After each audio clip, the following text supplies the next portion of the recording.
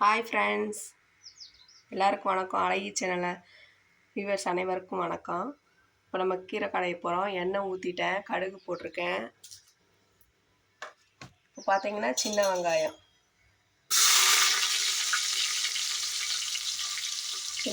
போட்டேன்.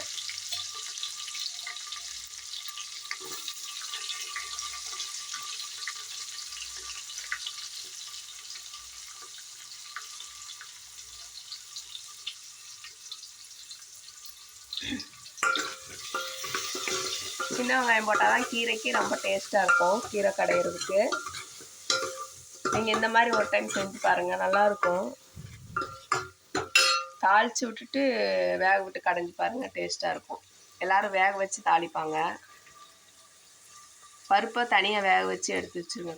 தேவைப்பட்டால் பருப்பு போடணும்னா கொஞ்சமாக. நான் கொஞ்சம் பருப்பு வேக வச்சு எடுத்து வச்சுருக்கிறேன். வதங்கிருச்சு. வரமிளகா போடுறோம். வரமிளகா கொஞ்சம் சேர்த்தி போட்டிங்கன்னா தான் நல்லா டேஸ்ட்டாக இருக்கும். வரமிளகா போட்டு கிண்டி விட்டோம். இப்போ தக்காளி நல்லா ஃப்ரை ஆகட்டும்.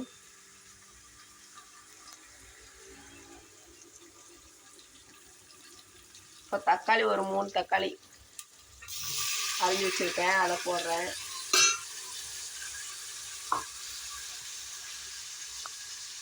மூணு தக்காளி போட்டாச்சு. நல்லா வதங்கட்டும் கொஞ்சம்.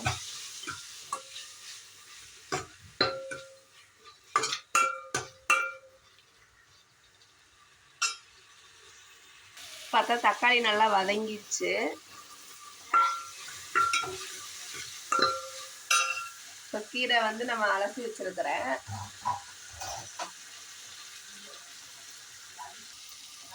கீரை அலசி வச்சுருப்பேன். நல்லா 2-3 டைம் அலசிக்கோங்க. மண் இருக்கும் கீரையில்.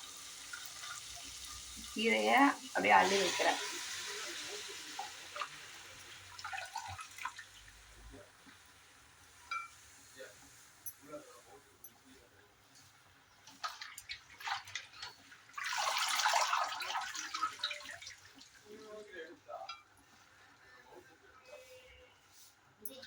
டெய்லி கீரை சாப்பிடுங்க, உடம்புக்கு ரொம்ப நல்லது. கீரை காய் எல்லாம் சாப்பிடுங்க, இப்போதான் உடம்புக்கு ரொம்ப சத்து.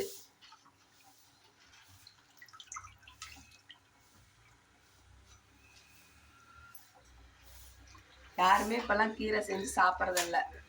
எல்லாம் டைம் இல்லைன்னு சொல்லிட்டு ஏதோ ஒன்று தாளிச்சு இப்படி இந்த மாதிரி சாப்பிட்றோம்.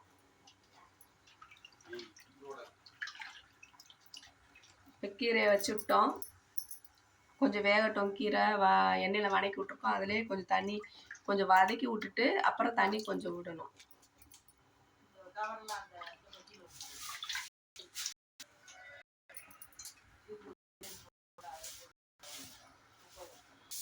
இப்போ எண்ணெயில் கொஞ்சம் வதக்கியாச்சு. கீரை கொஞ்சம் எண்ணெயில் அப்படியே கொஞ்சம் இதாகிடுச்சு. இப்போ நம்ம பருப்பு வேக வச்சுருக்கோம். வேக வச்சு பருப்பை இதில் ஊற்றி அதுக்கு தண்ணி கொஞ்சம் வச்சு வேக விடலாம்.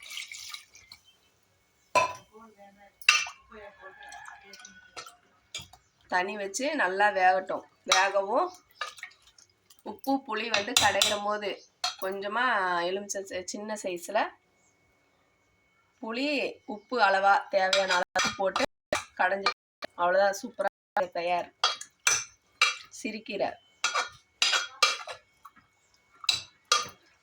இந்த மாதிரி தாளிச்சிட்டு வேக விட்டு செஞ்சு பாருங்கள். அப்புறம் எப்படி செஞ்சுட்டு எனக்கு எப்படி இருக்குன்னு எனக்கு எப்படி